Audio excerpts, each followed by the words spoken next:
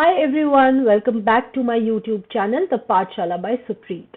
आप लोगों को यहाँ पर मैं फ्री कंटेंट प्रोवाइड कराती हूँ नेट जेआरएफ एग्जाम्स के लिए, पॉलिटिकल साइंस एंट्रेंस एग्जाम्स के लिए, ऑल ओवर इंडिया जो भी एग्जाम्स होते हैं। Do check out the older videos ताकि आप लोगों की हेल्प हो सके for the upcoming Feb 2023 attempt. आज के वीडियो में हम लोग क्या डिस्कस करने वाले हैं, उससे पहले मैं आप लोगों को अपना टेलीग्राम चैनल बता दूं। डिस्क्रिप्शन बॉक्स में अवेलेबल है, चैट में पिन कर रखा है और आपके सामने स्क्रीन पर भी शेयर कर रखा है। You can join my Telegram channel for free PDF and content. आज हम लोग top 10 MCQs of Indian political thought कर रहे हैं। तो चलिए जल्दी से स्टार्ट करते हैं इंडियन पॉलिटिकल थॉट के 10 मिनट के अंदर 10 बढ़िया एमसीक्यूज। स्टार्ट करते हैं। क्वेश्चन नंबर 1 है, इसमें से क्या टैगोर और गांधी के बारे में करेक्ट नहीं है?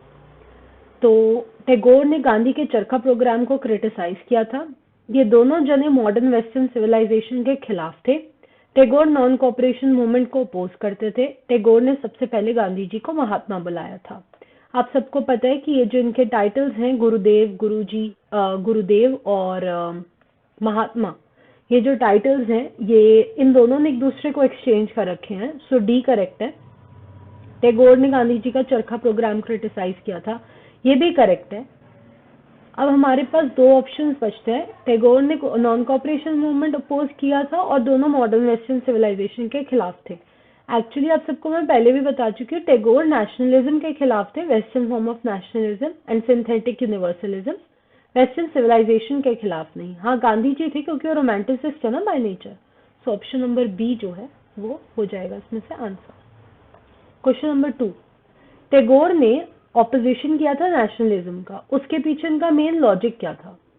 ये एक वेस्टर्न कॉन्सेप्ट है, इसलिए मेजरली वो उसे क्रिटिसाइज कर रहे थे। ये इंडियन सिविलाइजेशन के विरुद्ध जा रहा है, इसलिए क्रिटिसाइज कर रहे थे।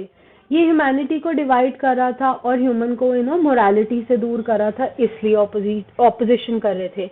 ये बहुत वायलेंस और सोशल कॉन्फ्लिक्ट पैदा कर रहा था, इसलिए ऑपोजिशन कर रहे थे।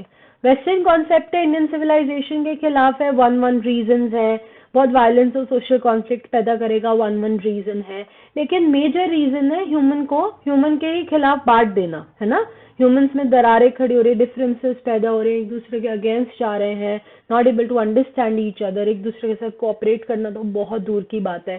सो ऑप्शन नंबर सी जो है जस्टिफाई कर रहा है why did it happen and क्यों जो है इतनी तरीके से टैगोर का आइडियल नेशनलिज्म से आज भी पॉपुलर समझा जाता है, क्योंकि उन्होंने इसे ह्यूमैनिटी के साथ जोड़कर कॉस्मोपॉलिटनिज्म का आइडिया प्रोड्यूस किया था। मतलब सारी दुनिया एक नागरिक के तौर पर देखी जाए, ग्लोबल सिटीजन के तौर पर। इसमें से कौन सी बुक, पोएम, ऐसे टैगोर द्वारा नहीं लिखे गए हैं? स्वदेशी समाज, गोरा, घरे बायरे और सावित्री। आप सबको पता है कि सावित्री एक बहुत इंपॉर्टेंट बुक है और ऑब्वियसली उसके राइटर टैगोर नहीं है। And very well all of you know about this कि सावित्री किसके द्वारा लिखी हुई है। और यहाँ पर आपसे मैं फटाफट से कमेंट सेक्शन में पूछ रही हूँ कि आप लोग मुझे बताइए कि सावित्री बुक किसने लिखी है। 1 2 3, yes, Aurobindo Ghosh. I am sure आप सबने लिख दिया होगा। ऑप्शन नंबर डी है इसका करेक्ट आंसर। क्वेश्चन नंबर 4, कौन सा प्राइज टैगोर ने जलियांवाला बाग मैसेकर के प्रोटेस्ट के रिटर्न में वापसी कर दिया था 1919 में? उनका जो नाइटहुड था वो उन्होंने त्यागा था, क्योंकि 1919 में जनरल डायर ने एक बहुत ही ब्रूटल तरीके से इनोसेंट लोगों के ऊपर, बच्चे, बुजुर्ग, सभी के ऊपर जो है गोलियां बरसा दी थी। और वो इंसिडेंट जलियांवाला बाग मैसेकर था और उसको क्रिटिसाइज करने के लिए, दुख जताने के लिए उन्होंने अपना नाइटहुड जो है वो त्याग दिया था। ऑप्शन नंबर सी है इसका correct answer. Doctor B R Ambedkar अपने लाइफ स्पैन में बहुत सारे लोगों से इंस्पायर्ड रहे, लेकिन यहाँ सवाल सिर्फ प्रैग्मैटिज्म का है। प्रैग्मैटिज्म होता क्या है? जब आप किसी भी प्रॉब्लम को सॉल्व करने के लिए बहुत प्रैक्टिकल, बहुत सेंसिबल तरीका ढूंढते हैं, you are trying to use logic behind reformation. आप चेंज के लिए लॉजिक और प्रैक्टिकलिटी इन्वॉल्व कर रहे हैं। उस थ्योरी को, उस मेथड को प्रैग्मैटिज्म कहा जाता है। तो doctor B R Ambedkar deeply influenced थे ये प्रैग्मैटिज्म आइडिया से, जब वो जॉन डुई को रेफर करते हैं। John Dewey is the reason कि उन्होंने प्रेग्मेटिज्म जो है वो सीखा और अपनी थ्योरीज में अप्लाई किया। छठा सवाल, इसमें से कौन सा thought doctor B R Ambedkar के साथ नहीं जुड़ा हुआ है? Constitutional morality, of course yes, हमारे देश के फादर ऑफ इंडियन कॉन्स्टिट्यूशन रह चुके हैं वो।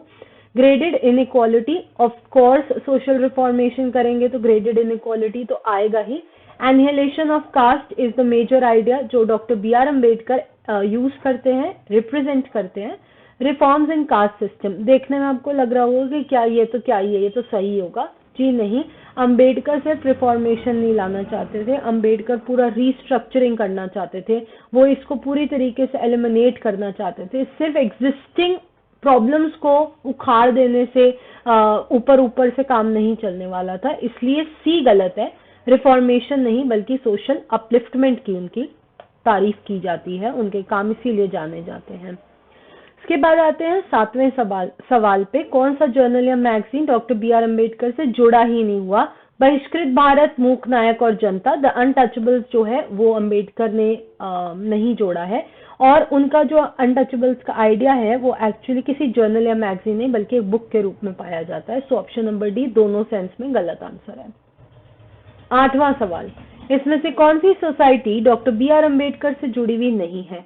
बहिष्कृत हितकारिणी सभा, समता सैनिक दल एंड शोषित जनता दल और डिप्रेस क्लासेस एजुकेशन सोसाइटी। आप सबको अगेन बहुत अच्छे से बात मालूम है कि शोषित Janata Dal doctor B R Ambedkar ने ऑर्गेनाइज नहीं करी थी, जबकि बाकी तीनों जो है अम्बेडकर द्वारा बनाई गई है।